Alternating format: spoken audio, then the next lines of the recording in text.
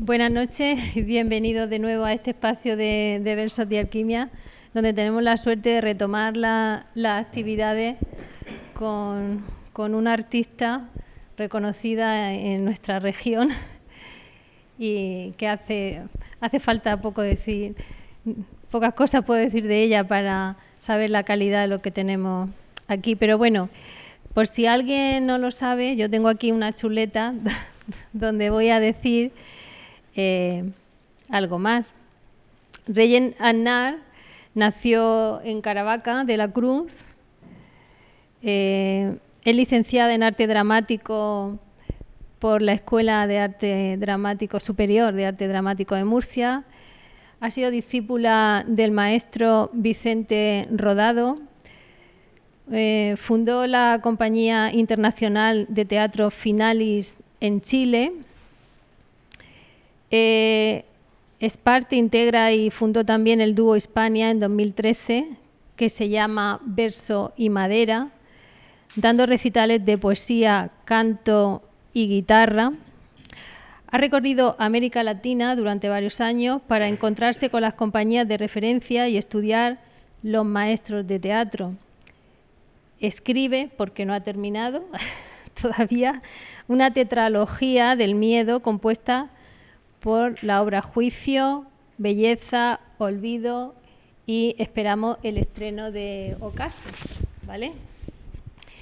Lleva 11 años dirigiendo la compañía Finalis Terra con giras por América Latina y Europa.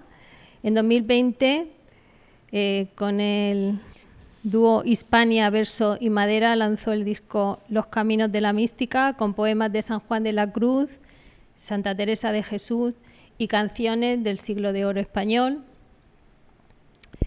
Y puedo decir muchas cosas más, pero como han venido a escucharla a ella, solo decirles que damos paso a la alquimia escuchando a una artista de una extrema sensibilidad en esta conferencia, que es Reyes Aznar.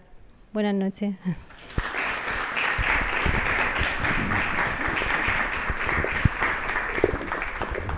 Bueno, pues muchas gracias y bienvenidos esta noche a la conferencia de la poética y la mística en San Juan de la Cruz. Quiero dar las gracias a la Asociación Versos y Alquimia por acogernos aquí en su casa y pretendo que sea una velada muy agradable y quiero comenzar diciendo que este proyecto, como pueden leer, pertenece a la Rosa de Alejandría. ¿Qué es la Rosa de Alejandría? Es un proyecto que nace en la plataforma de YouTube, que creé hace aproximadamente un año, de subida de su primer video con audiolibros que pudiera abarcar muchos temas y conocimientos, muchos autores, latitudes, y esta conferencia es la que abre la Academia La Rosa de Alejandría. Los invito a que visiten también la página de YouTube. Va a ser seguramente interesante descubrir siempre algo nuevo. Pues bien, quiero comenzar diciéndoles que me siento entre amigos y estoy muy contenta de estar. Por lo tanto, les animo y les invito a que olviden todo lo que tienen afuera, porque vamos a hacer, como siempre, un gran viaje. Quiero dar unas pinceladas de San Juan de la Cruz. San Juan de la Cruz, como muchos saben, nace en Fontiveros, en la provincia de Ávila. Se supone que un 24 de junio era tradición, y hasta hace muy poco, el nombrar a una persona nacida en la fecha del santo con el nombre, del año 1542. Poco después se traslada a Medina del Campo por cuestiones familiares. Él irá ascendiendo, no solamente socialmente, sino también a nivel académico, y llegará a la Universidad de Salamanca. Hay un caso que tiene que ver con Fray Luis de León, y es que muchos lo asocian a que fue su alumno. Se cree que no, que coincidirían seguramente entre las aulas, ¿no? Pero no se tiene constancia de que fuera su alumno. Entonces, después hablaremos también del caso que llevó a Fray Luis de León a la cárcel, que bueno, pues su pena fue defender una traducción específica de El Cantar de los Cantares. Pues bien, andando el tiempo, ocurrió un hecho increíble que impresionó a San Juan de la Cruz, que es de donde quiero yo partir para hablarles de su poética. San Juan de la Cruz no terminó sus estudios porque él quiso pertenecer a la Orden de los Cartujos. Y quiso pertenecer a la Orden de los Cartujos porque consideró que era la que más afín era a su alma, es decir, a su carácter, la contemplación, estar en silencio y en observancia.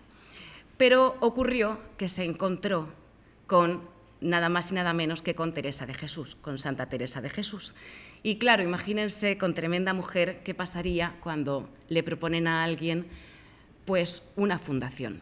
Y esto es lo que ocurrió en Duruelo, un pequeño, ni siquiera pueblo, caserío en aquella época entre las provincias de Ávila y Salamanca, y entonces dijeron que querían fundar. Pues bien, aquella fundación no prosperó porque la regla era muy estricta. Santa Teresa deja constancia de ello en su libro de las fundaciones, y aquello no llegó a buen término. Entonces, San Juan de la Cruz experimentó una gran crisis existencial, espiritual, porque no solamente no había ido a los Cartujos para, bueno, pues, llevar a cabo su carisma, sino que además la fundación no había tenido lugar y él decidió que estaba en la Orden de los Carmelitas. Pues bien, este suceso lo recordarán muchos años después, y cito al padre Salvador Ros, porque él es un gran estudioso del tema sanjuanista, y dicen que, bueno, que cuando San Juan tenía 26 años ocurrió lo que les relataba, pero unos 23 años después, estando en Úbeda, Fray Juan fue visitado por el prior, por el padre Antonio, y los hermanos que estaban allí con ellos querían saber qué había pasado en la fundación, en el inicio. Y el padre Juan, San Juan de la Cruz, atajó al padre Antonio diciéndole: «Padre, esa es la palabra que nos hemos dado, de que en nuestra vida no se había de tratar ni saber nada de eso. Es decir, no sabemos exactamente qué pasó en Duruelo, no sabemos exactamente qué sucedería dentro de San Juan de la Cruz digamos, en el ámbito vivencial, pero tenemos una poesía». Les quiero pasar a mostrar. Aquí está la casa, bueno, lo que sería el lugar donde nació San Juan de la Cruz, en Fontiveros, en Ávila, un pequeño pueblo. Esta es una imagen que asociamos con San Juan de la Cruz.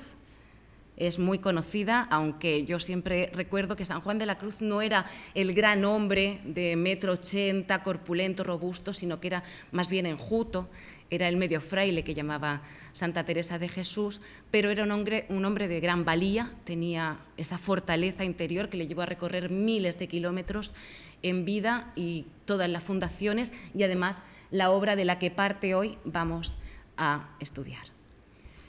Como les decía, la Universidad de Salamanca lo marcó, y qué curioso, porque tenemos que hacer hincapié en que San Juan de la Cruz no estuvo tanto tiempo en la universidad. Eran 4 años los de estudios teologales, y en este tiempo, en el siglo XVI, en el que San Juan de la Cruz estuvo viviendo y también estudiando, hubo una especie de divorcio. Es decir, se separaron pensamientos, escuelas, entre cómo poder observar la mística, si desde el estudio o desde la experiencia. Y San Juan de la Cruz va a atravesar también esa crisis, y eso será seguramente uno de los motivos poderosos que le llevó a abandonar los estudios. Aquí una representación de lo que podría haber sido aquella primera fundación de Duruelo, en Salamanca. Y aquí llegamos a ya entrar en materia, porque esta es la primera poesía que se considera escribió San Juan de la Cruz, y después vendrían las grandes obras también, pero esta se considera la primera poesía, las coplas hechas sobre un éxtasis de harta contemplación. Como decía, el 28 de noviembre de 1568 fue cuando tuvo lugar la primera fundación en Duruelo. Los primeros vestigios de la creación poética son, sin duda, para mí, los más místicos, en el sentido de misterioso. Místico viene de ese misterio, ¿no? Ya en la antigua, no solamente en Persia, en India, incluso en Grecia los misterios de Eleusis eran para iniciados, eran ritos iniciáticos porque había que conocer y había que realizar una serie de prácticas para llegar a ese conocimiento. De esta profunda crisis personal, de la que venimos hablando, ocurrió la metamorfosis y se fermentó un nuevo pensamiento en San Juan de la Cruz. Vamos a pasar de la unidad a la multiplicidad, de la desnudez al aderezo, de la nada frente a la imaginería barroca y la verdad interiormente rescatada. Fruto de aquella experiencia, de aquella aventura, vamos a tener otra visión de la realidad. Vamos a leer estos primeros versos. Entréme donde no supe y quedéme no sabiendo, toda ciencia trascendiendo. Bien, ¿qué viene aquí a decir San Juan de la Cruz? Este entréme donde no supe es el cimiento sobre el que se va a erigir todo el resto de su obra. Esta es una importancia capital porque este poema es totalmente original en cuanto a lo que venimos conociendo antes, en la escritura en lengua castellana, y también por el tema que va a tratar. Describe un itinerario con un alcance universal, es didáctico. San Juan de la Cruz va a pretender siempre que todo lo que él escribe tiene destinatarios, es decir, tiene oyentes y va a tener lectores. Por lo tanto, es totalmente catequético y didáctico. Vamos a observar también después cómo tiene alusiones al otro. Le va a estar hablando directamente desde el poema. Entréme donde no supe y quedéme no sabiendo. En el primer verso ya observamos algo muy curioso. Hay una figura retórica, es decir, un recurso literario que es la aliteración, que se usa para reproducir un sonido o reproducir una emoción en la poesía. En este caso, en el primer verso nada más ya encontramos una que es la de la E. Entréme donde no supe. San Juan de la Cruz aquí está tratando de imitar un balbuceo. Está tratando de imitar esa enajenación a la que se vio enfrentado porque no entendía. Y quedéme no sabiendo, toda ciencia trascendiendo. Vamos a ver más adelante a qué ciencia se refiere. En estas primeras estrofas, en la que estoy leyendo, y las dos siguientes, habla en primera persona, es decir, parte desde el yo lírico que se conoce, para después pasarnos a nosotros, digamos, la responsabilidad también de participar de esa experiencia. Yo no supe dónde entraba, porque cuando allí me vi sin saber dónde me estaba, grandes cosas entendí. No diré lo que sentí, que me quedé no sabiendo, toda ciencia trascendiendo. De paz y de piedad era la ciencia perfecta, en profunda soledad entendida vía recta, era cosa tan secreta que me quedé balbuciendo, toda ciencia trascendiendo. San Juan de la Cruz nos está hablando aquí de una experiencia, de un encuentro que se supone que tuvo lugar después de una conversación con Santa Teresa de Jesús, según recogen algunos críticos, en un éxtasis que tuvo el padre Fray Juan de la Cruz en Segovia. Está escrito en un manuscrito de Alba de Tormes. Lo que es seguro es que fue escrito o en 1573 o en el 74, es decir, un San Juan muy joven. Ya hemos dicho que era su primer poema. San Juan de la Cruz acaba de salir de la universidad, acaba de pasar una crisis existencial, espiritual, está cansado y viene saliendo de unos estudios que no le dicen nada. Esta ciencia trascendiendo se va a referir a la ciencia espiritual. San Juan de la Cruz nos está diciendo que ha descubierto algo, le ha pasado algo por dentro, algo le ha tocado, algo le ha trastocado, y es este encuentro con la divinidad, con Dios. Y la ciencia que creía saber, la de los doctos, la de los catedráticos, no le sirve de nada, porque cuando se enfrenta a esto, todo pareciera que no tiene sentido, que ahora realmente ha despertado, como que ha estado durmiendo. Imagínense, cuando uno de repente hace un descubrimiento y piensa, no tengo ni idea de lo que está pasando, pero lo que sí sé es que es un antes y un después. Y tienes la sensación de que antes no has vivido nada, estás renaciendo. Pues bien, estas primeras estrofas son lo que forma parte de la glosa. La glosa es un tipo de composición poética que va a ser muy usada en el Siglo de Oro, pero que viene ya desde la Edad Media, que es tomar de la primera estrofa e ir repitiendo en el resto. ¿De acuerdo? Es una forma popular. Veremos que San Juan de la Cruz va a usar lo más docto, es decir, las tendencias en la poética, en la escritura, las estrofas que se usan en Italia, o sea, que estaban en vigor y en absoluto éxito en ese momento, que son novedad, y también usa la del pueblo. Pero va a tener tal capacidad de adaptarlo a lo que él quiere decir, que esa es la originalidad y la grandeza que le va a dar San Juan de la Cruz. El entreme es una salida. Vamos a observar que aquí hay muchas antítesis. La antítesis no es más que una contraposición de dos términos que son contrarios, pero que el poeta los pone juntos. Yo no supe dónde entraba, pero cuando allí me vi, sin saber dónde me estaba, grandes cosas entendí. No diré lo que sentí, que me quedé no sabiendo, toda ciencia trascendiendo. El trascender va a ser también un elemento fundamental en San Juan de la Cruz, porque es más que el ir más allá. Está hablando de un ser trascendental. Está sugiriendo lo que nos viene a desarrollar después en el poema. El enigmático allí, porque lo va a decir después, allí quedó dormido, dirá después en el poema de la Noche Oscura, allí. ¿Dónde está ese allí? Pues vamos a descubrir con San Juan de la Cruz que el allí está dentro, pero eso él todavía no lo sabe, porque está ahora mismo enajenado y está trastocado. En la inmensa intimidad, el místico ha entrado en contacto con la infinitud divina. Es una misteriosa presencia. Y además nos da la sensación de una atmósfera nocturna, hay un vacío, hay una oscuridad, que eso va a impregnar las tres grandes obras de San Juan de la Cruz, que son La Noche Oscura, La Llama de Amor Viva y El Cántico Espiritual.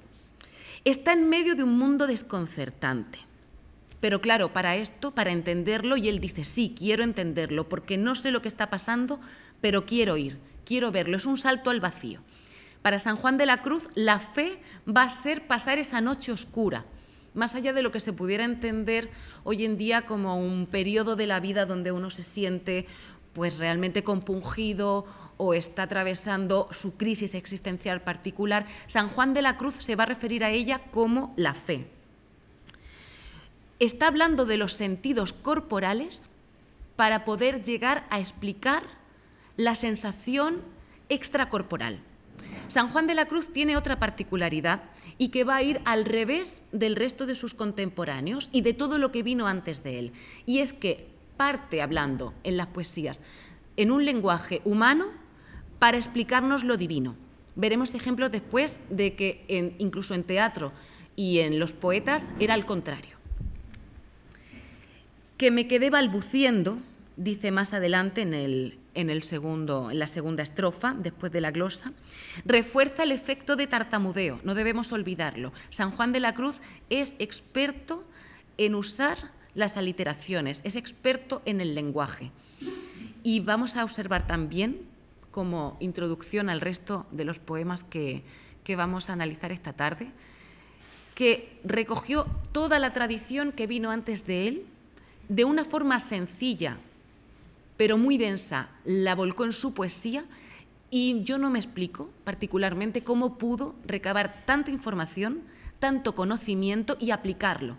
Porque recuerdo, San Juan de la Cruz, si bien es cierto que se educó en Medina del Campo, tuvo estudios, los básicos primarios, pero después estuvo en la universidad y ni siquiera terminó los estudios teologales. Todos los sentidos y los modos de percepción anteriores quedan deslumbrados por el exceso de luz. Dice en la estrofa cuarta, cuanto más alto se sube, tanto menos se entendía, que es la tenebrosa nube que a la noche esclarecía. Por eso quien la sabía queda siempre no sabiendo, toda ciencia trascendiendo. Esta noche esclarecida y la tenebrosa nube es una referencia bíblica, porque se está refiriendo a la nube que guiaba al pueblo de Israel por el desierto, que por la noche alumbraba y por el día protegía del sol. Entonces ya estamos viendo también referencias directas bíblicas aplicadas a la poesía de San Juan de la Cruz. Y hablaba antes de esa trascendencia, de esa luz que ciega, esa luz cegadora, y la va a contrastar con la noche. También vamos a ver después cómo la luz en el Renacimiento va a ser un tema fundamental que viene heredado de la Edad Media, porque el amor se creía y se consideraba que entraba a través de los ojos, pero no solamente porque los enamorados se mirasen y las miradas se cruzasen y fuese un flechazo, sino porque los rayos expulsaban un fuego. Entonces, ese fuego era el que se imprimía en los ojos del otro. Pero vamos a verlo un poquito más adelante, porque quiero terminar con este poema, que es el más denso, porque San Juan de la Cruz sigue sin entender nada y nos lo repite. El que allí llega de vero, de sí mismo desfallece. Cuanto sabía primero mucho bajo le parece, y su ciencia tanto crece, que se queda no sabiendo, toda ciencia trascendiendo. Repito, la ciencia que dice que trascendió, la que no le sirve, es la que estaba estudiando en la universidad. Es la que le han dicho que le va a validar, es la que le va a dar un estatus, es la que le va a dar una posición y además, sobre todo, la que va a hacer que él enseñe al resto, porque la vocación de San Juan es la educativa también, fundacional y educativa. Por lo tanto, él nos está diciendo, todo lo que me han contado no sirve para nada. La experiencia mística tiene que pasar sí o sí por la interioridad. La mente aquí no nos sirve, porque cuanto más creo que sé, menos sé. Continúa diciendo, este saber no sabiendo es de tan alto poder que los sabios arguyendo jamás le pueden vencer, que no llega su saber a no entender, entendiendo, toda ciencia trascendiendo. Obviamente aquí hay también una flecha, podríamos decir, al suceso que ocurrió con Fray Luis de León, porque luego cuando lleguemos al cántico espiritual veremos cómo él recoge el guante que deja Fray Luis de León con su Cantar de los Cantares. Entonces, obviamente, a San Juan de la Cruz, que tenía un carácter y un espíritu tremendamente tranquilo y calmado, estaba alejado de todos esos ruidos. Y termina el poema diciendo, séptima estrofa, y es de tan alta excelencia, aqueste sumo saber, que no hay facultad ni ciencia que le puedan emprender. Quien se supiere vencer con un no saber sabiendo, irá siempre trascendiendo. La alta excelencia, otra vez, estamos haciendo un guiño y un anticipo a todo lo que va a ser ese contacto con el mundo de arriba. Vamos a tener, por una parte, todo lo que sucede en el cielo y todo lo que sucede en la tierra. El hombre, la mujer, el ser humano está en la tierra y está alejado por necesidad de Dios. Pero eso solo para que nos hagamos una imagen mental. Porque San Juan de la Cruz, cuando nos habla de ese allí, claro, yo les decía que se dio cuenta de que estaba buscando fuera o tratando de buscar en la mente, en los cielos, no, está dentro. Por eso lo que le perturba es que se acaba de dar cuenta de que por mucho que busque, por mucho que quiera mirar, no lo va a hallar. Y entonces dice, bueno, aquí viene el gran trabajo, porque la definición de Dios es su inefabilidad, pero es que también su inmaterialidad, el no poder encontrarlo por ningún lado.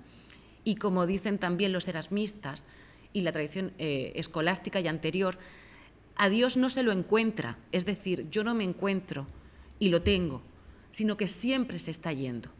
Eso lo vamos a ver después con las estrofas de la esposa en el cántico cuando le reclame a su amado. A partir de la cuarta estrofa les dije que se está refiriendo a los otros, ha salido de sí, porque quiere lanzarnos también a nosotros la inquietud. Pero es que termina el poema diciendo, y si lo queréis oír, es decir, es una invitación, es una sugestión, es casi una provocación. Y si lo queréis oír, ¿De qué estoy hablando? ¿Qué es lo que me ha pasado? ¿Qué es lo que ocurre? Consiste esta suma ciencia en un subido sentir de la divinal esencia. La suma ciencia nos recuerda también, estamos hablando de Tomás de Aquino, obviamente, ¿no? Con su suma teológica, pero es una suma, es lo superior, es lo más alto, es más de lo que yo jamás me imaginé, está diciendo San Juan de la Cruz. Y dice al final, es obra de su clemencia hacer quedar no entendiendo toda ciencia trascendiendo. O sea, este subido sentir de la divinal esencia, el subido sentir viene a referirse a su sentir, a lo que él experimenta. Y también San Juan de la Cruz aquí está reflejando, si yo he podido sentirlo, si se me ha dado, si Dios me ha concedido la oportunidad de que yo lo pueda sentir, este gran amor, este éxtasis, esta enajenación que no entiendo a dónde me lleva, pero voy, porque me tira, porque es más grande que yo, es porque se lo ha permitido el ser trascendente, este ser superior, esta divinal esencia. Y cuando habla de esencia, luego lo voy a desarrollar, pero está hablando también de la ínfima parte que es como ser humano y que comparte con el todo. ¿De acuerdo? Eso es también una idea que vamos a retomar en el Renacimiento viniendo de la antigüedad clásica, porque el mundo de las ideas es perfecto, allí residen los arquetipos y aquí en el mundo físico, si algo es bello es porque participa de una parte de ese modelo ideal. Termina San Juan de la Cruz con este éxtasis diciendo, hacer quedar, no entendiendo, toda ciencia trascendiendo. La glosa, el poema, es circular, qué bien empleado en San Juan de la Cruz, porque el último verso del poema es el cierre de la primera estrofa, desentréme donde no supe y quedéme no sabiendo, toda ciencia trascendiendo. No es gratuito que San Juan de la Cruz, su primer poema, podríamos considerar de peso y además conocido, sea tan enrevesado y que después se vea tan claro. Hay una curiosidad. A mí me llama la atención que este primer poema está escrito en octosílabos, es decir, 8 sílabas en cada verso. El habla en castellano más habitual son los octosílabos, es decir, si nos pusiéramos a medirnos, normalmente vamos hablando de 8 en 8 sílabas. La octava real luego será una vuelta de tuerca, una especialización, pero las redondillas, por ejemplo, es la forma en la que nos vamos a encontrar muchos de estos poemas. Es decir, está escrito en un modo, en un ritmo que San Juan de la Cruz quiere que se entienda.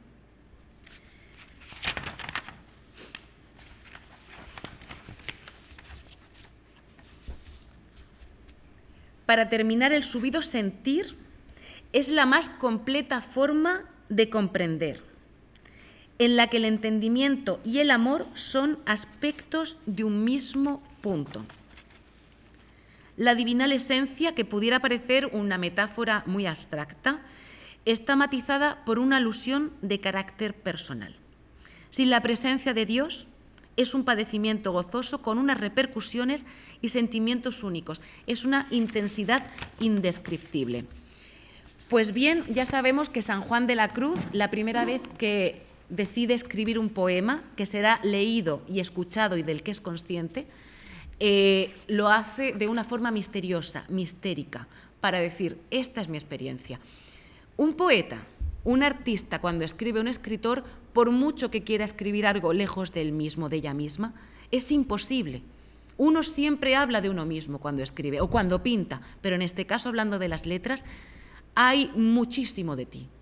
Me atrevería a decir que todo lo que uno escribe es, de alguna forma, él mismo o ella misma. Entonces, San Juan de la Cruz va a llevar eso hasta el extremo.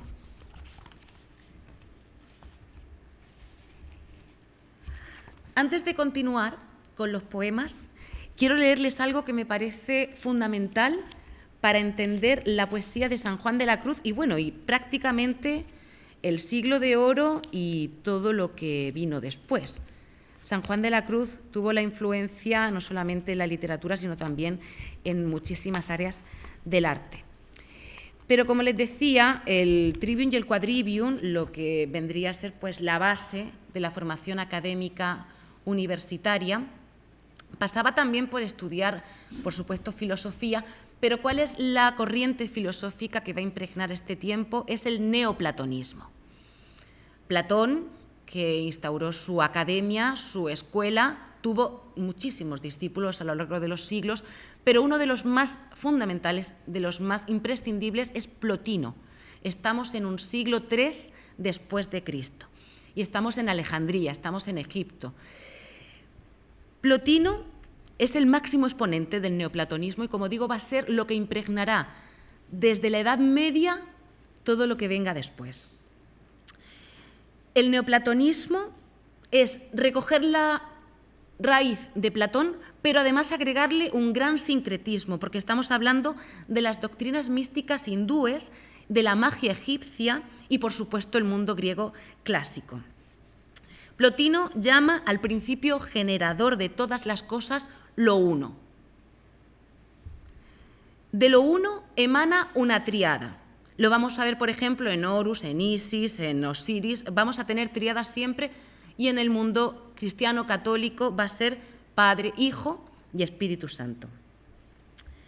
Dice que de lo uno emana todo lo demás por sobreabundancia, dice Plotino.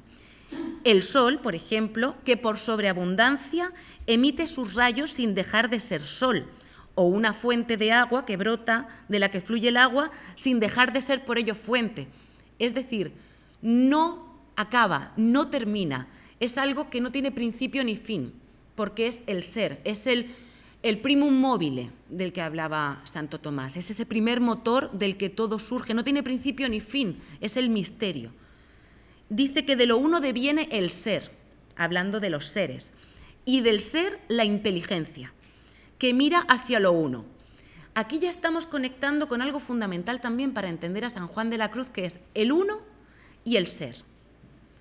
Va a ser un círculo virtuoso de donde uno mirará a su criatura, digamos a la emanación, y la criatura siempre va a estar ansioso y deseoso de volver porque pertenece, se siente expulsado de alguna manera. El ser no puede participar de esa unidad, pero por eso mira al uno y despliega sus cualidades en ideas y como justicia, belleza, armonía, etc. Es decir, que el mundo de las ideas, el de los arquetipos de Platón, el hombre lo va a ver en el mundo inteligible, porque ha caído en la materia. La materia en su pluralidad recibe a las almas y las envuelve, las aprisiona y hace que olviden su origen. Qué curioso. Es decir, es como que he salido de allí y ya no tengo esa memoria, pero algo siento, no lo puedo comprender con el intelecto, pero mi ser siente que algo ha sido expulsado, ¿no? Esta expulsión del paraíso, podríamos decir. Se dispersa y se aleja de su origen. Y nos dice Plotino que la misión del alma entonces es liberarse de la materia, huir de ella. Su movimiento natural es de emancipación también de lo uno, porque por eso el uno se perfecciona, porque todas sus partes se perfeccionan. Y hay un movimiento ascendente, como decía siempre, hacia lo uno, del alma, de lo inteligente, a fundirse. Este perfeccionamiento lo vamos a observar también incluso en la poética, es hermoso, porque en el amor cortés, en estos trovadores provenzales del sur de Francia y que luego se extenderá a Inglaterra, a España, a todos los países de la Europa medieval, el caballero, el vasallo, que pretende a su dama y que no la puede asir, que no la puede tener, que no puede estar con ella, aunque se duele en ese proceso, pero se perfecciona a sí mismo. Y por eso también muchas veces en los torneos y en las justas, en los pasos de armas, vamos a ver cómo ellos se entregan en pos de mejorarse para quizá algún día poder alcanzar a la dama, pero el objetivo finalmente se darán cuenta de que no es ese. En el Tratado sobre la Belleza, se llama Enéada, dice Plotino, que percibimos lo bello casi siempre con la vista, también con el oído, pero la vista es fundamental. Podemos percibir la belleza a través de los sentidos, esto es lo que nos va a decir, recordando que la belleza es este arquetipo ideal, parte del uno, de acuerdo del mundo de las ideas. Plotino se pregunta si hay otra belleza superior a estas y que si es la fuente de aquella. Por encima vamos a tener los grados de belleza, es decir, entre la belleza, el arquetipo que está en el mundo de las ideas y la belleza que yo percibo aquí en lo material, hay escaleras, hay grados, recuerden eso. El arquetipo de lo bello es la fuente inagotable de todas esas bellezas menores.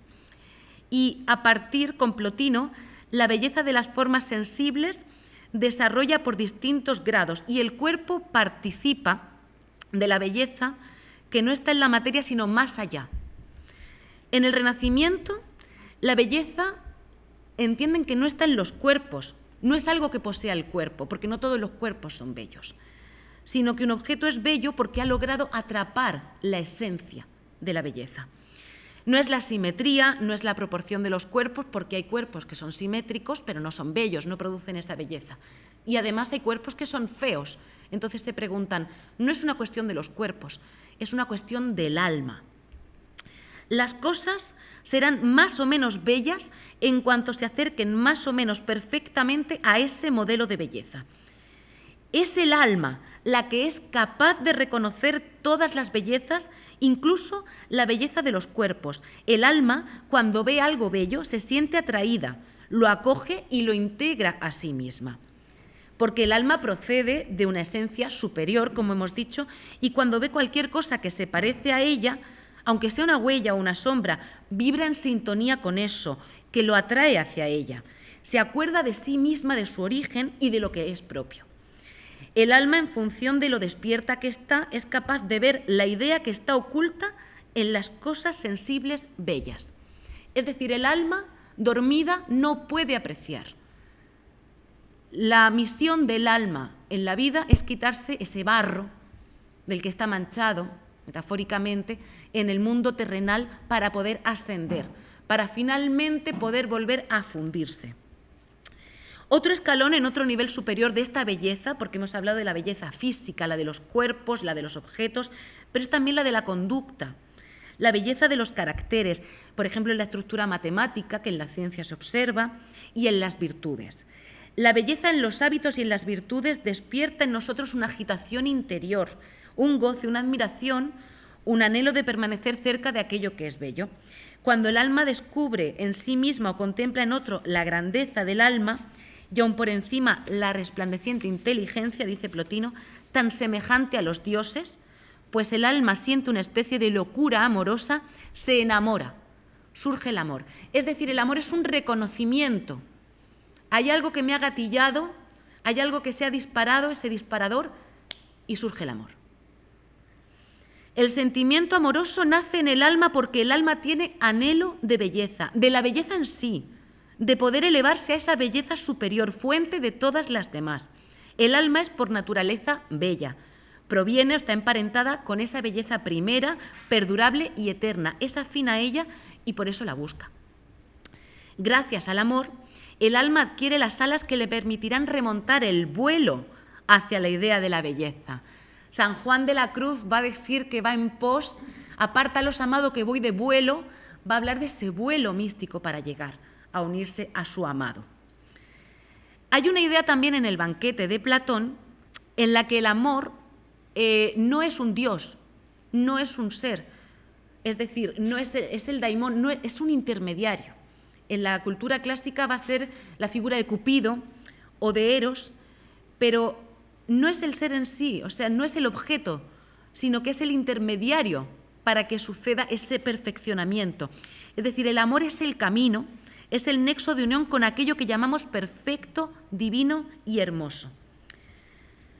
El amor como intermediario, como el ojo del amante entre el amante y el amado, porque proporciona al amante la posibilidad de ver al amado por mediación suya. El amor, la filosofía, el amor al saber, busca llegar hasta la esencia misma del alma, que es bella y buena. Plotino dice también que el alma, al mezclarse con la materia, se olvida de su origen divino. Es como meterse de lleno en el barro del que les hablaba antes, porque queda manchada, queda sucia. ¿Y cómo se limpia el alma? Purificándola.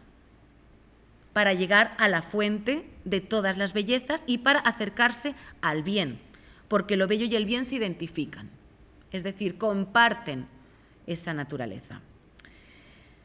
Remontarse por esta escala de seres y bellezas relativas hasta llegar a la fuente de todas ellas. San Juan de la Cruz, en La fonte que emana y corre, nos va a hablar también de ese caudal que no se agota. Está haciendo reminiscencias también a este pensamiento. La belleza en sí se identifica con el bien, con la belleza eterna e inmutable, inagotable, fuente de las demás bellezas. ¿Cómo se puede retornar a esa patria?, se pregunta Plotino. Pues cambiando la manera de ver las cosas por otra, qué curioso, y despertando la facultad que todo ser humano posee, pero de la que tan solo unos pocos hacen uso, que es ese ojo interior del alma. Es decir, San Juan de la Cruz sin duda tuvo que conocer el pensamiento neoplatónico, por supuesto. No sé hasta qué punto la profundidad de los estudios de Plotino, sin duda que también, pero qué magnanimidad de alma, de artista, para poder volcarlo perfectamente todo este corpus de conocimiento en unos pocos versos. Dice que no hay que pasar por alto todo aquello que nos pueda enseñar algo, porque es el camino, ese retorno a la patria. Que este diálogo con nosotros mismos nos despierta el ojo del alma que mira. Todo lo que la vida y la naturaleza pueden desvelar nos ayuda en el camino. La atención consciente, la contemplación o la reflexión despiertan resonancias interiores que van a reconocer lo más bello, lo más bueno y lo más justo.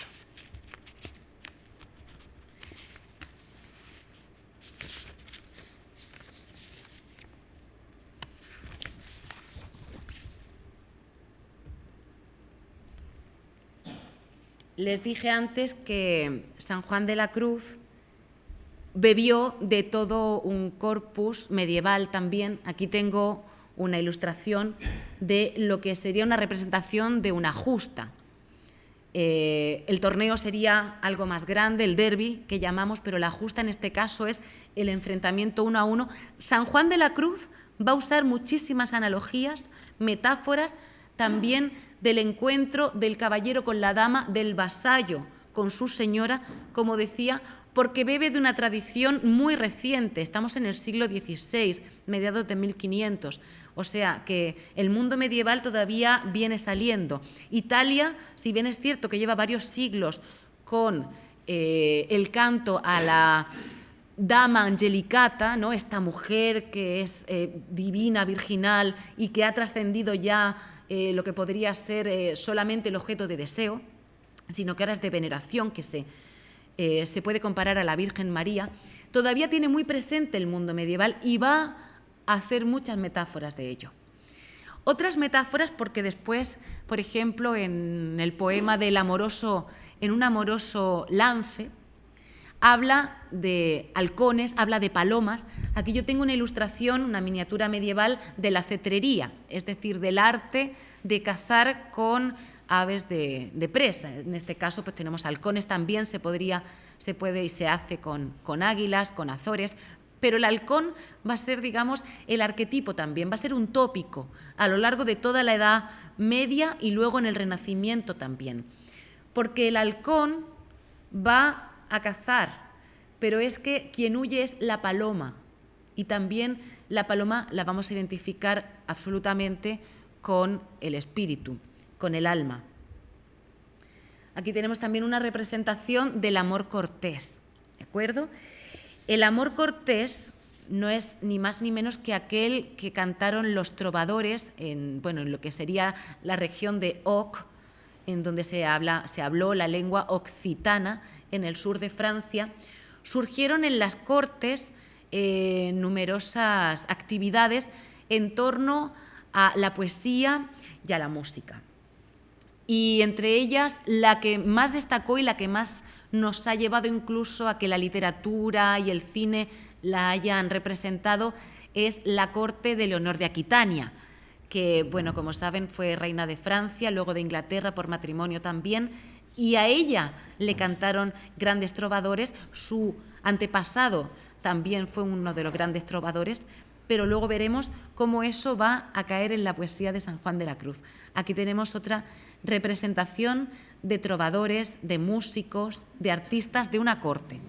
Recuerdo que en la Edad Media, en Europa, el juglar era el que podría ir por pueblos, por aldeas, por caminos, pero el trovador siempre va a estar asociado a una corte, es decir, a otro estatus más elevado. Y ahora, para continuar con la trilogía, la gran trilogía de San Juan de la Cruz, tenemos que hablar de Toledo. San Juan de la Cruz, cuando participa con Santa Teresa de Jesús en la Reforma carmelitana, pues bueno, levantó, tantos así que ocurrió el cisma, los calzados y los descalzos, es decir, alguien descalzo porque habrá calzado. Entonces, en este caso, a San Juan de la Cruz, para resumir muchísimo la historia, fue capturado por hermanos de orden y fue apresado en una celda minúscula. Ya no existe ese lugar, pero está próximo a la zona de la plaza de Zocodover, y estuvo preso 9 meses. Es decir, San Juan de la Cruz se enfrentó realmente a una experiencia aterradora, además teniendo en cuenta que él era un carácter, un espíritu sensible, que era una persona sin grandes fuerzas, no era una persona corpulenta como para pasarlo, pero su alma, su espíritu, su arrojo hizo que esos 9 meses, digamos casi un alumbrarse, metafóricamente y literalmente, lo llevaran a buen fin.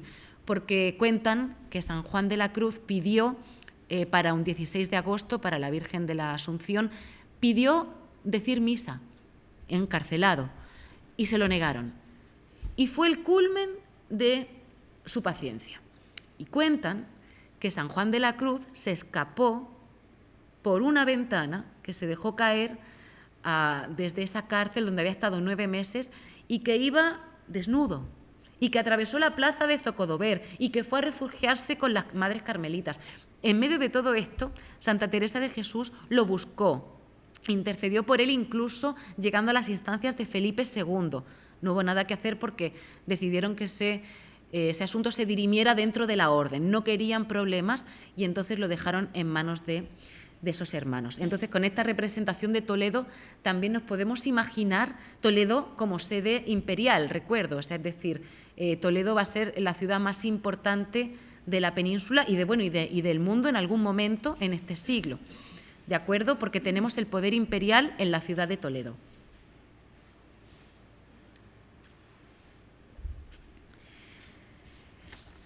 San Juan de la Cruz escribió algunos de los poemas más hermosos en la cabeza. Es decir, de lo más bonito que tenemos en la literatura universal, lo escribió de cabeza hasta que se hizo amigo del carcelero, según testimonios, y le pasaron algún carboncillo y algún lienzo, y con eso escapó. Pero las primeras estrofas del cántico espiritual estaban en su cabeza, y él luego las escribió.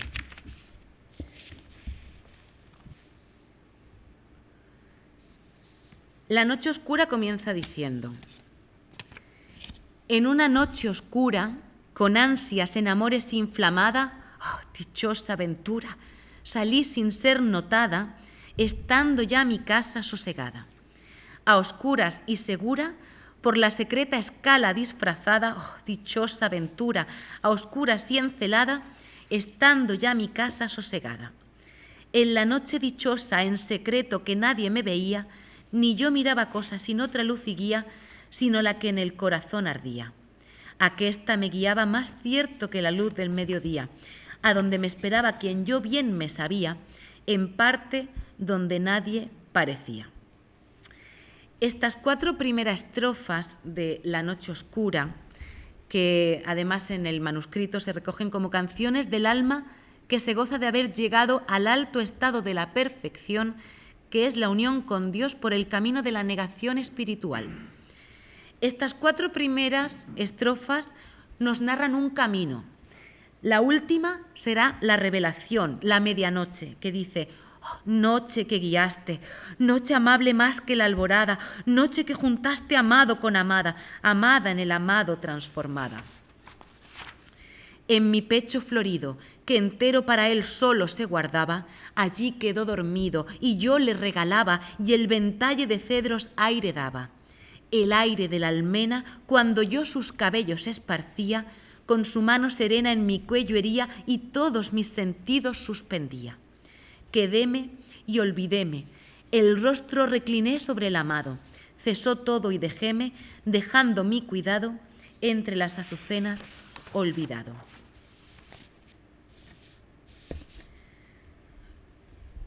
Lo primero que quiero señalar del poema es que, si bien el anterior, las coplas sobre un éxtasis de arte a contemplación, estaban en octosílabos, es decir, una rima fácil, una forma estrófica que el pueblo conoce, que reconoce, estas están escritas en silvas.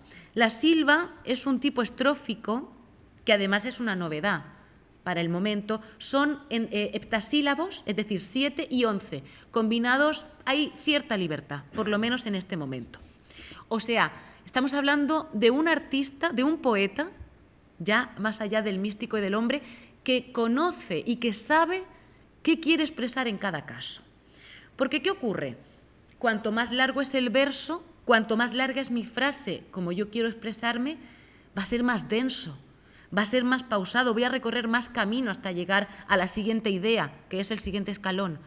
En los octosílabos es algo más liviano, a pesar de que en el anterior poema lo que nos estaba diciendo es probablemente lo más profundo que podemos leer de la mística en castellano.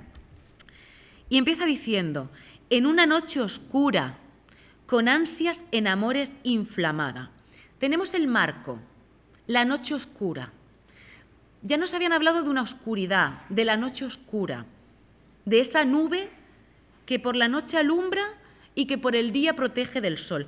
Pero en este caso nos está hablando desde una experiencia que es diferente. San Juan de la Cruz tuvo una vida realmente de literatura y de película como autobiografía. Su noche oscura de esta cárcel no está hablando de la cárcel del cuerpo, está hablando de su interior. San Juan de la Cruz, obviamente que tuvo que pasar por esta experiencia traumática y de alguna manera sobreponerse, probablemente esto fue la ayuda.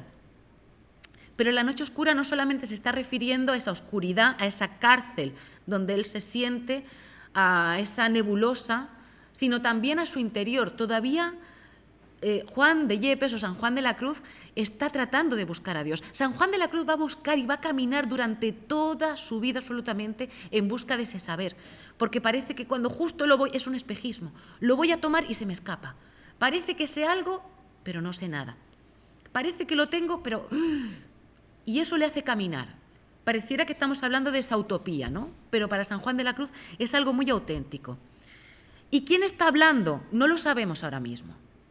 Porque antes hablaba San Juan de la Cruz en una primera persona, pero ahora dice, en una noche oscura, con ansias en amores inflamada. Inflamada, tenemos un femenino. Está inflamada en amores. Hay un personaje femenino y en este caso, claro, lo vamos a asociar al alma. Es la amada y el amado, el esposo y la esposa, siempre va a ser así, esa dupla. Dice, oh dichosa aventura, salí sin ser notada, estando ya mi casa sosegada. Está describiendo un éxtasis. Su alma sale de su cárcel, de su cuerpo, de la caverna, de la oscuridad. Es decir, San Juan de la Cruz, en el momento más traumático para cualquier ser humano, probablemente, y de mayor dolor, él está diciendo, parece que algo he visto, y lo quiere plasmar. Sigue diciendo, a oscuras y segura, por la secreta escala disfrazada. Hemos hablado de que Plotino, en el neoplatonismo, ya nos hablaba de una escala. Hay grados, hay una escalera, que además aquí estamos usando también y asemejamos directamente a una torre, mundo medieval, Renacimiento todavía también. Está por la secreta escala, es decir, por la desconocida, no porque la ignoro, sino porque es misteriosa, disfrazada, es decir, ha salido para que no sea vista. ¿Por qué? Porque ya dijimos, San Juan de la Cruz entendió enseguida que no podía ir hacia afuera para descubrir lo que estaba dentro de él. Porque claro, no me negarán cuando uno tiene que realmente enfrentarse a una decisión importante, uno siempre sabe lo que tiene que hacer al tomar una decisión, pero qué difícil tomarla o qué difícil hacerse cargo de saber realmente consciente de lo que quiero ser o de lo que quiero hacer. En este caso, por eso él se va hacia adentro, porque dice, es que ahí voy a descubrir la verdadera esencia, porque si miro hacia afuera, estoy soñando, si miro hacia adentro, despierto, porque Dios está dentro de mí. Dios está dentro del hombre, no está, sí puede ser que yo encuentre en una comunión con los hermanos un lugar de reposo, incluso de calma en un momento determinado, pero San Juan de la Cruz sabe que el encuentro está dentro. Por eso luego nos hablará del pan de vida, que por eso la comunión es entrar en unión, pero desde dentro. Dice, por la secreta escala disfrazada, o sea, está subiendo, ya sabemos que hay una escala. Oh, dichosa aventura, a oscuras y encelada, estando ya mi casa sosegada. Esto es muy bonito porque la celada se refiere, obviamente podría ser que hace un guiño a la parte del yelmo, ¿no? de la armadura, porque cubre la cabeza, o un celo, un velo, para no ser vista, porque no se puede ver el alma, es decir, es lo intangible, lo inmaterial. Estando ya mi casa sosegada, es decir, su cuerpo está aquietado, ha encontrado, aunque sea por un instante, un atisbo de que ahí es, en ese momento sucede. Continúa diciendo, en la noche dichosa en secreto que nadie me veía, ni yo miraba cosa sin otra luz y guía, sino la que en el corazón ardía. Aquesta me guiaba más cierto que la luz del mediodía. La luz del mediodía no es gratuita tampoco. San Juan de la Cruz aquí le está haciendo referencia también porque en la teoría medieval la luz, dijimos, era una representación de la divinidad. Aquí quiero hacer un inciso porque para entender el resto del poema me interesa poder hablar de la neuma, es decir, de la respiración en griego, ¿no? De lo que sería después el espíritu, el aliento o el alma, porque es lo que sale del cuerpo, es decir, esa respiración, ¿no? Platón también le asigna a los ojos la formación de las imágenes ópticas, pero vayamos más allá hablando de la belleza que se manifiesta intangible. Lo perteneciente a lo inteligible estaba dotado de belleza femenina y todo lo que aparecía bajo el resplandor de lo inteligible participaba de virtudes virginales. Para los intérpretes del amor cortés existía un vocabulario de sufrimiento. Ya hemos dicho el perfeccionamiento del alma en pos de su dama, que probablemente al final hasta se me olvide el objetivo porque estoy en mi proceso de perfeccionarme para alcanzar mayor virtud, que en el fondo es el sentido que tiene el camino, la vía recta de la que hablaba San Juan de la Cruz.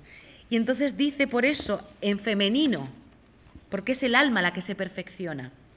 Continúa diciendo, aquesta me guiaba más cierto que la luz del mediodía, a donde me esperaba quien yo bien me sabía, en parte donde nadie parecía.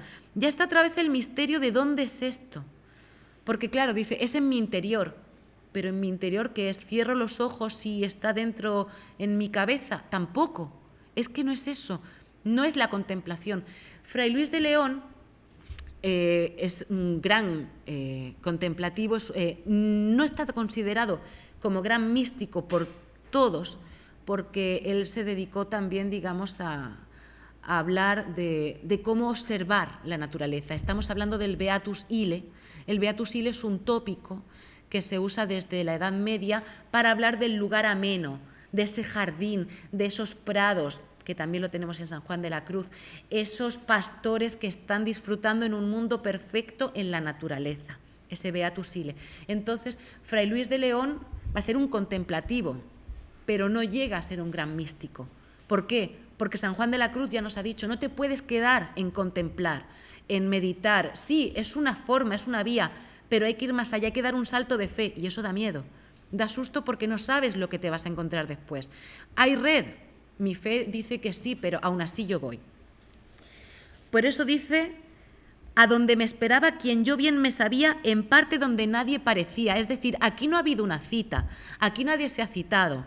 Dios no le ha dicho al alma, te espero tal día o tal año de tu vida, que en este lugar vas. No, no se sabe el momento ni la hora, simplemente es un don, es una maravilla que suceda. Es decir, esta unión, este momento de éxtasis, si queremos a lo mejor ir un poco más allá de un vocabulario religioso, hablando de lo espiritual, sería esa epifanía, que uno de repente descubre algo y realmente le cambia la vida. Y es lo que pasa porque hay una iluminación. Es decir, todos los grandes maestros espirituales de cualquier religión han sido iluminados en algún momento, porque han hecho un trabajo interior. Obviamente están acompañados de las otras virtudes, pero en este caso está hablando de ese salto de fe porque no se sabe dónde aparecerá ese allí misterioso.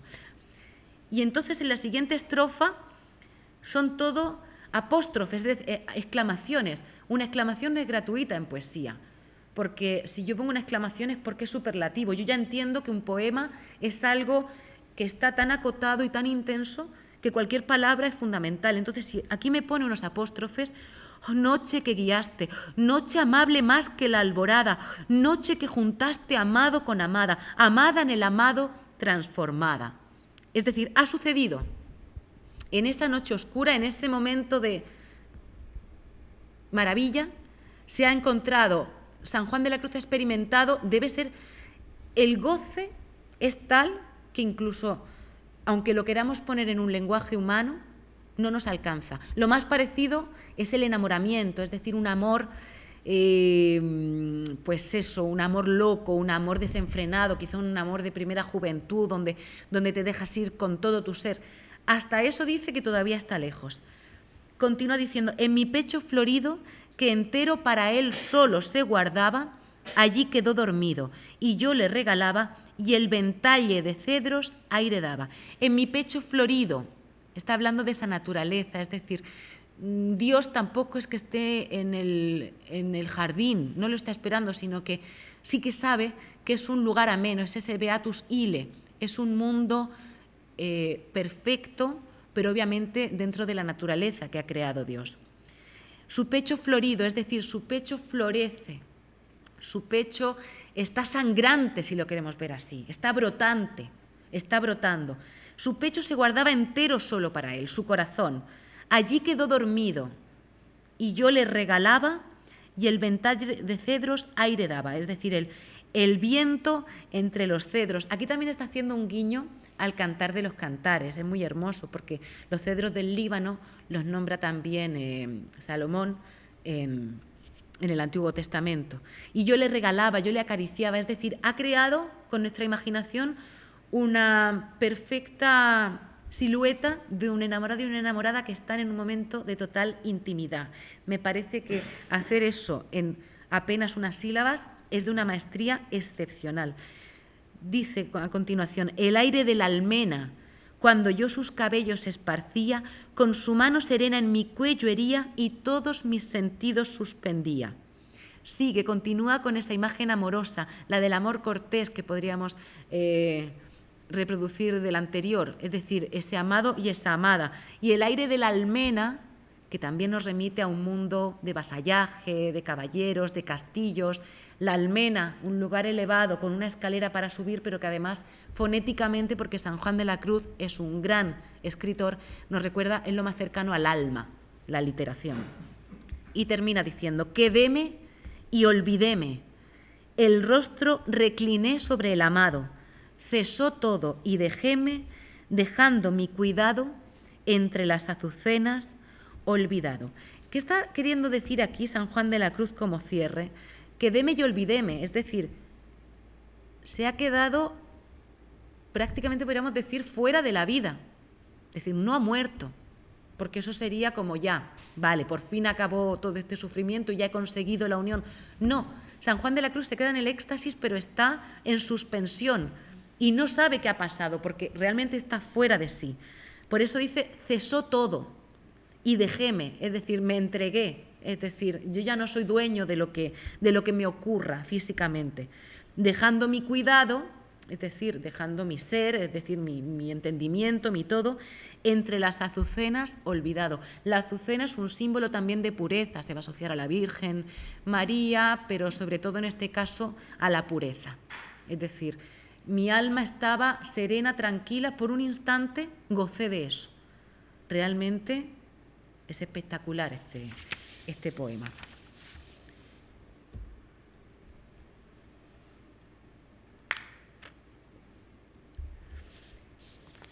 Muy cerca también en imágenes, la de la llama de amor viva es quizá a lo mejor incluso un poco más encriptada, quiero decir, algo más misteriosa. Comienza diciendo: oh llama de amor viva, que tiernamente hieres de mi alma en el más profundo centro, pues ya no eres esquiva, acaba ya si quieres, rompe la tela de este dulce encuentro. Oh cauterio suave, oh regalada llaga, mano blanda, toque delicado que a vida eterna sabe y toda deuda paga. Matando muerte en vida la has trocado. Oh, lámparas de fuego, con cuyos resplandores las profundas cavernas del sentido, que estaba oscuro y ciego, con extraños primores calor y luz dan junto a su querido. Cuán manso y amoroso recuerdas en mi seno, donde secretamente solo moras, y en tu aspirar sabroso, de bien y gloria lleno, cuán delicadamente me enamoras. Bueno, pues tenemos también en la quinta estrofa una continua exclamación. Ya he dicho, la exclamación no es gratuita, es un grito. Es como ahora cuando tenemos los mensajes y lo pongo todo en mayúsculas. Y dice, oye, no me grites, que te estoy leyendo igual. Entonces, comienza de una manera agitada, que va a ser lo mismo que vamos a tener en el cántico espiritual. Empieza in media res, que decimos también incluso en el lenguaje teatral o cinematográfico, empieza abrupto, agitada, está ardiente, en una noche oscura con ansias en amores inflamada.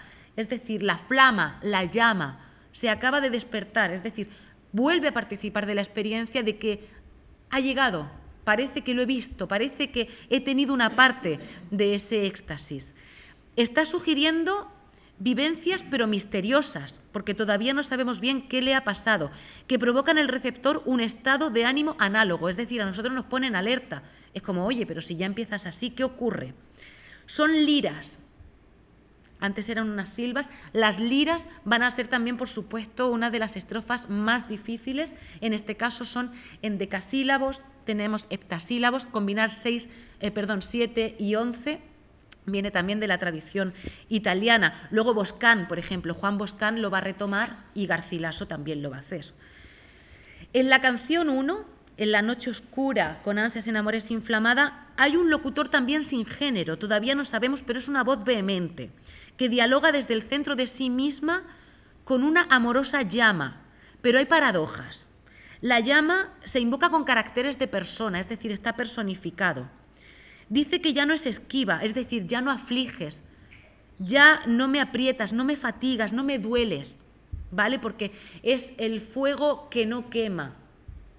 Luego vendrán en el siglo de oro y nos dirá Lope que es fuego abrasador y todos estos símbolos, pero el símbolo del fuego es fundamental entender que es un elemento mágico. Ya hemos dicho que en el neoplatonismo el sincretismo llega incluso a los aspectos mágicos del lejano oriente, de Persia, de Egipto, y entonces aquí al fuego se le da ese carácter de purificación, porque ya hemos dicho que para llegar a volver a reunirnos con lo superior de donde pertenecemos y de lo que somos, hay que purificarse. El fuego es un camino recto, es una vía recta, es decir, ese fuego del amor. Pero es inasible, pero a la vez como una llama, ¿no? de una vela o un fuego que está ardiendo, nos hipnotiza. Es decir, no puedo dejar de mirarlo, me atrae porque es el calor. El fuego, el hogar, el lar, siempre ha representado, pues eso, el centro de la casa. Es el símbolo también de la matriarca, de la mujer, porque es la que acoge y en torno al fuego sucede todo. El fuego es la vida y lo ha sido, bueno, y lo es a día de hoy, aunque con sus matices. Es un elemento el más profundo de la tierra y es el más alto del cielo, porque si tenemos los elementos que son agua, tierra, aire, fuego y éter, que añade Aristóteles un poco más tarde en la antigüedad. Prosigue con un diálogo directo con la llama. Como decía, los apóstrofes, las exclamaciones, no hay verbos, hay prisa porque hay que comunicar, es decir, se me escapa la idea. Esto es inmediato, si parpadeo voy a perderlo, se me va a ir. Y por eso es una llama de naturaleza, es paradójico. Es decir, ¿cómo me puedes decir que te mueres, pero que vives, pero que sufres, pero a la vez es un gozo? El cauterio suave, la llaga, es decir, el cauterio, la herida. Cuando cauterizas, pues estás tratando de unir. Y la llaga son placenteros, porque no tenemos que pensar en el dolor humano. Es lo más parecido para poder explicar la metáfora. Pero no es un dolor humano, no es un dolor físico, no se trata de algo masoquista, simplemente se trata de hacer una analogía. Es decir, imagínate que te haces una herida y cuando te aprietas y te rascas más pareciera que te alivia, pero te estás haciendo más daño. ¿Por qué? Porque es una sensación que es solamente un espejismo, te va a durar muy poquito, pero aunque sea eso me alivia. Hay una acción aquí, incluso señalada, de transverberación, es decir, el tránsito del verbo, este trascender del que hablábamos. ¿Eso qué nos lo va a dar? La llama, porque la llama en sí es el alma. Si el alma llega y se inflama, es realmente porque está participando de esa esencia. Es decir, ya no solamente arde, sino que está inflamada, es superlativo. Es decir, está compartiendo parte de ese momento. Es como que por un instante he llegado a casa, ese retorno a la patria. Luego cambia de tono, porque ya más adelante se calma y no hay tanta ansiedad ni expectación por la muerte, dice, pasa de la euforia al sosiego. Y cuando habla, por ejemplo, de que la llama de su querido, es porque la llama se ha hecho carne. Es decir, desde este mundo físico es imposible experimentarlo en la materia, pero en algún punto se han encontrado, es decir, lo espiritual se ha materializado un poco y lo material se ha espiritualizado otro poquito. Esa línea de la que yo hablaba entre el cielo y la tierra se hace difusa, los dos mundos por un instante, pero desaparece, es fugaz. Es la encarnación del Verbo como un pequeño descanso, como es encontrar a Cristo momentáneamente. Es decir, esto es como lo que te espera en el pensamiento cristiano, católico, podríamos decir, de salvación. Es decir, esto es a lo que estás llamado. Bueno, solamente terminar con que hay también muchas referencias a la neuma, es decir, al alma, de lo que hablábamos, y de incluso, podría atreverme a decir que una figura femenina mariana por detrás, porque bueno, pues podría ser que dice, pero ¿quién es ella? Porque San Juan de la Cruz es masculino, es un hombre, pero claro, él siempre va a hablar de la llama, porque no está hablando de sí mismo, él generaliza en este sentido catequético. Y quiero que me dé tiempo para hablar del cántico espiritual y de algo más del amoroso trance. Bueno, aquí llegamos al poema, a la gran obra. Yo siempre digo, San Juan de la Cruz, si es el Himalaya, el cántico espiritual es el Everest, es decir, es la cumbre. Son 40 estrofas, no las vamos a ver todas porque por tiempo sería imposible. Vamos a ver las primeras 11, porque aproximadamente serían las que él tuvo en su cabeza, las que tuvo que pensar una y otra vez, las que lo acompañaron hasta la salida para poder darle forma. Y él también, bueno, señalar que él tiene tratados, podríamos hablar, que tiene libros en narración donde él explica todo esto, pero claro, podría parecernos un lenguaje bastante dogmático porque tenemos que pensar que está hablando desde una teología, es decir, de un estudio profundo, pero académico, de los misterios de la encarnación en este caso y de la experiencia mística. Bueno, aquí comienza diciendo: ¿A dónde te escondiste, amado, y me dejaste con gemido? Como el ciervo huiste, habiéndome herido. Salí tras ti clamando y eras ido. Aquí ya tenemos algo que también nos pone en alerta. Empieza in media res, empieza en mitad de un suceso. No sabemos qué acaba de pasar, pero ha salido alguien llamando a un amado bueno, por analogía, ya que venimos conociendo bastante de la obra de San Juan, es su amada. Hay alguien que le reclama. Y dice: ¿a dónde te escondiste? Es decir, abre con una pregunta: ¿a dónde te escondiste, amado, y me dejaste con gemido? Yo me imagino esta pregunta rebotando, porque no obtiene respuesta. Ni siquiera podría decir que es una pregunta retórica, porque una pregunta retórica es la que uno se pregunta a sí mismo.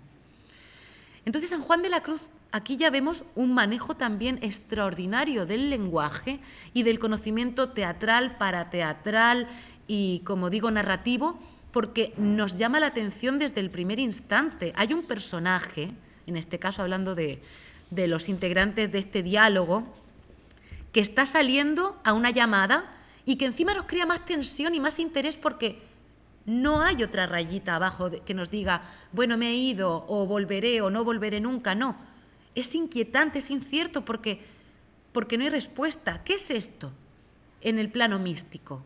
Ya venimos de una noche oscura que pareciera que sí, parece que por ahí es, y vale, parece que esto es lo que quiero. En la llama se concreta, pero otra vez se va. Quiero remitirme un poquito a lo que les comentaba al principio sobre lo que pudo ser aquel divorcio entre la teología en experiencia y en estudio. El gran delito de Fray Luis de León, y por lo que lo encarcelaron 4 años en Valladolid, fue porque él realizó una traducción del Cantar de los Cantares del rey Salomón. No es que no hubieran traducido antes el Cantar de los Cantares, él lo hizo defendiendo la versión hebrea, porque lo que estaba estipulado es que, además, tenemos que entender que hace apenas 5 décadas que se ha expulsado a los judíos. Cuando nace San Juan de la Cruz, y bueno, y cuando estaba en su época, no ha pasado ni 70 años que han expulsado a los judíos, a los sefarditas de España, de los reinos peninsulares. Entonces, claro, incluso sumado eso a que Fray Luis de León era un gran profesor, un gran teólogo, las envidias, las pugnas por el poder hicieron que en este caso, las denuncias fueran efectivas para llevarlo a la cárcel, porque además esa cátedra era muy codiciada, y por no optar por la traducción de la Vulgata de San Jerónimo, que era una tradicional, él optó por la del hebreo. Obviamente que a San Juan de la Cruz, por supuesto, que aunque no fuera su maestro directo, aunque no compartiera aula, y también quiero aclarar que en ninguna parte ha figurado que Fray Luis de León dijera cuando volviera a clase, como decíamos ayer. Pero bueno, la anécdota y la historia es bonita, por lo menos. Pero seguro que San Juan de la Cruz se hizo eco de todo esto, era injusto. Y entonces, dentro del seno de la Iglesia, de las órdenes, además, un agustino y los dominicos, eran las órdenes con más poder del momento. Obviamente que esto a él no le gustó. ¿Y qué hace? San Juan de la Cruz recoge de nuevo el guante. Y entonces, el cántico espiritual, esta estrofa, comienza el atrevimiento, donde termina el Cantar de los Cantares.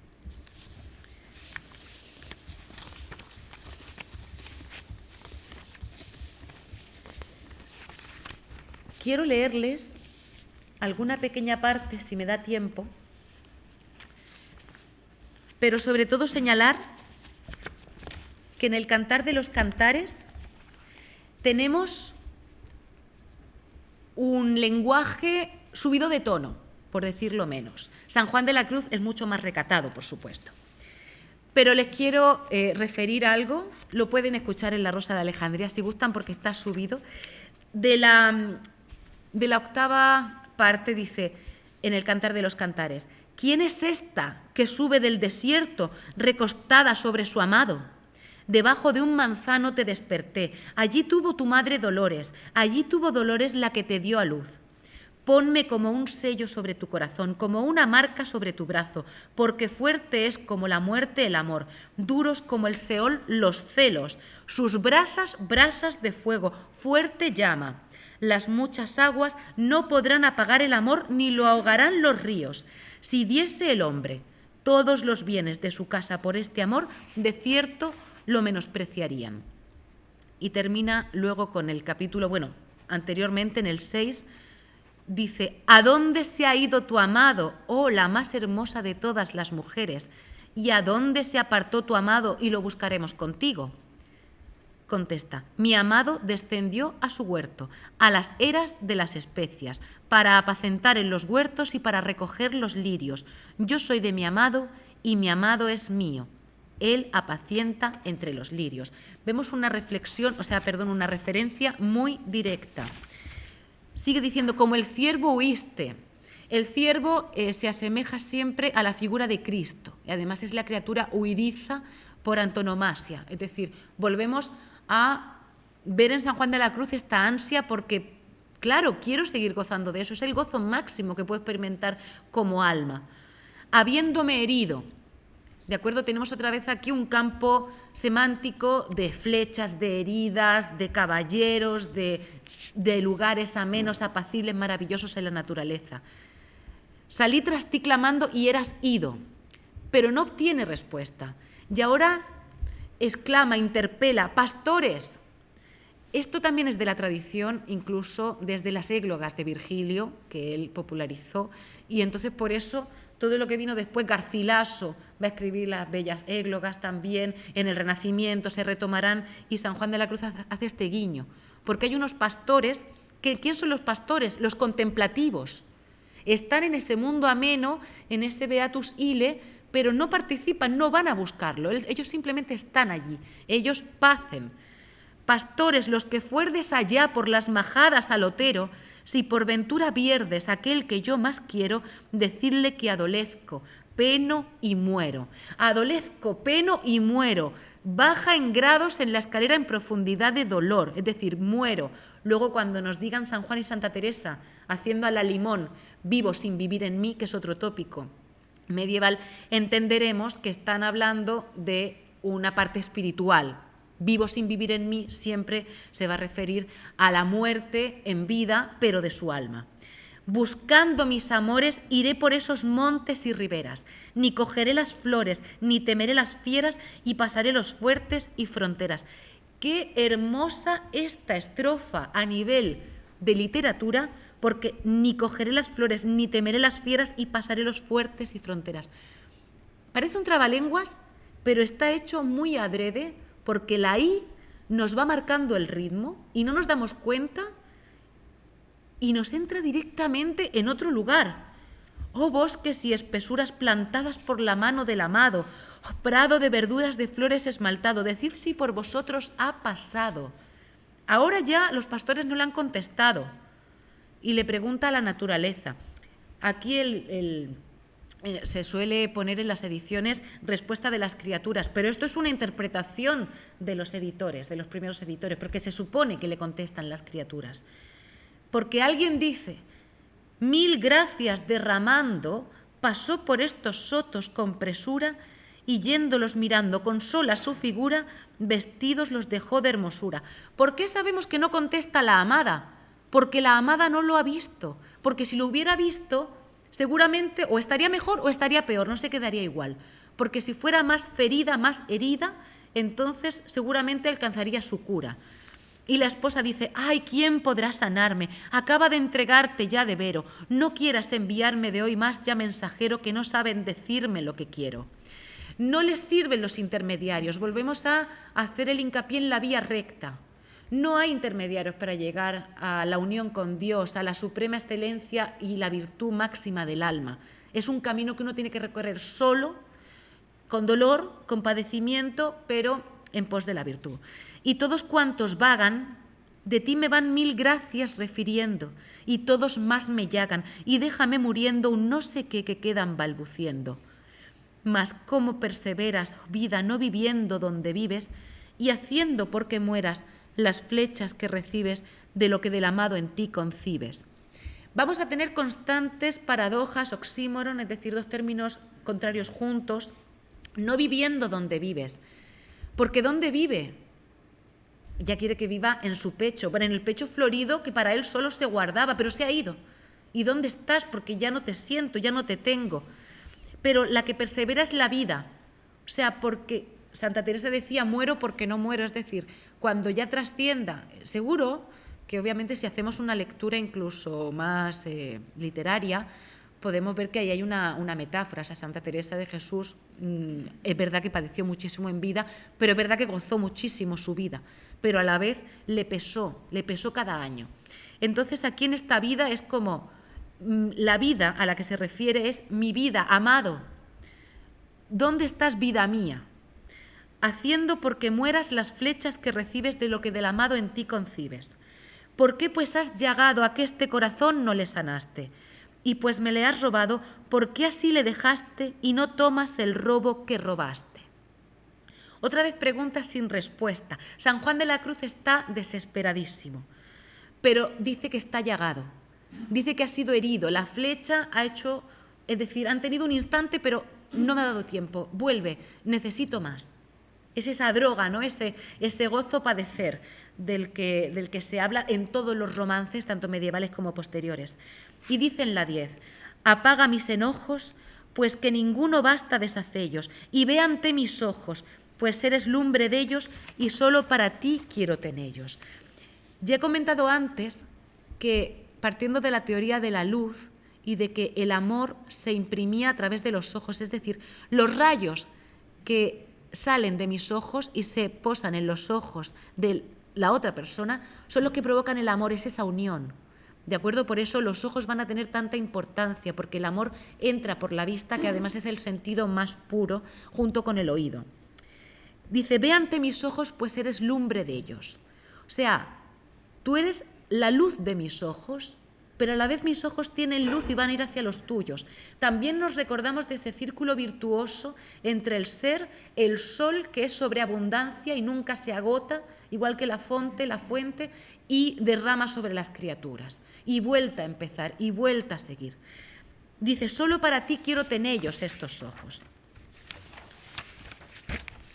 Y con esta estrofa quiero terminar del cántico espiritual. Dice, descubre tu presencia y máteme tu vista y hermosura. Mira que la dolencia de amor que no se cura, sino con la presencia y la figura. Oh cristalina fuente, si en esos tus semblantes plateados formases de repente los ojos deseados que tengo en mis entrañas dibujados. ¿Qué? ¿Qué pasa? Porque se queda en suspenso. Nos queda un encabalgamiento.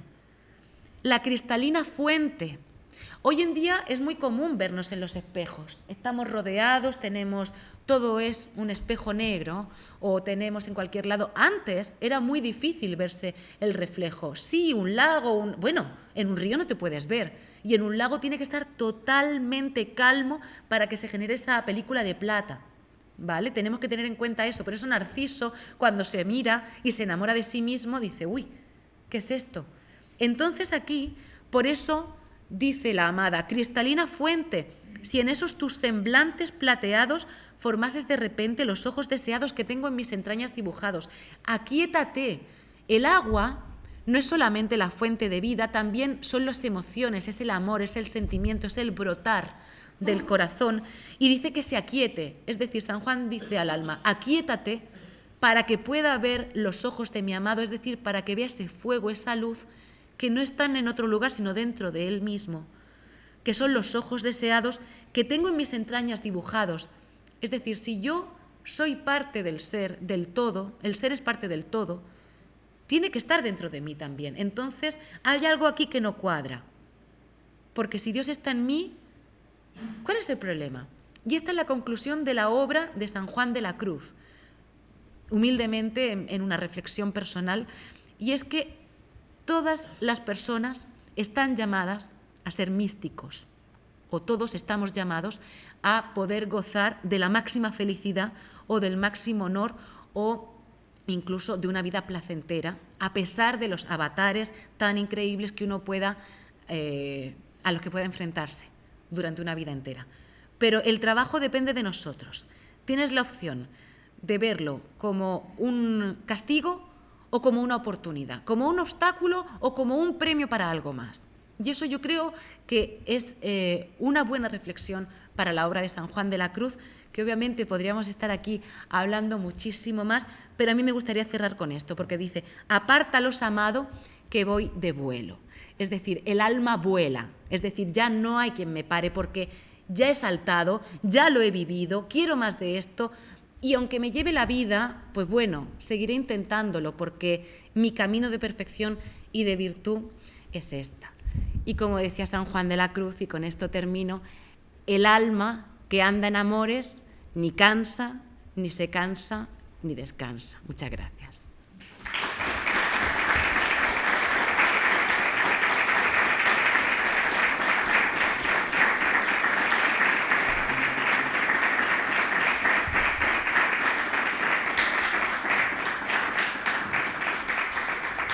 Bueno, como se nos ha hecho un poquito más de la hora de lo que teníamos previsto, pero el tema es apasionante, llevamos 1 hora y media.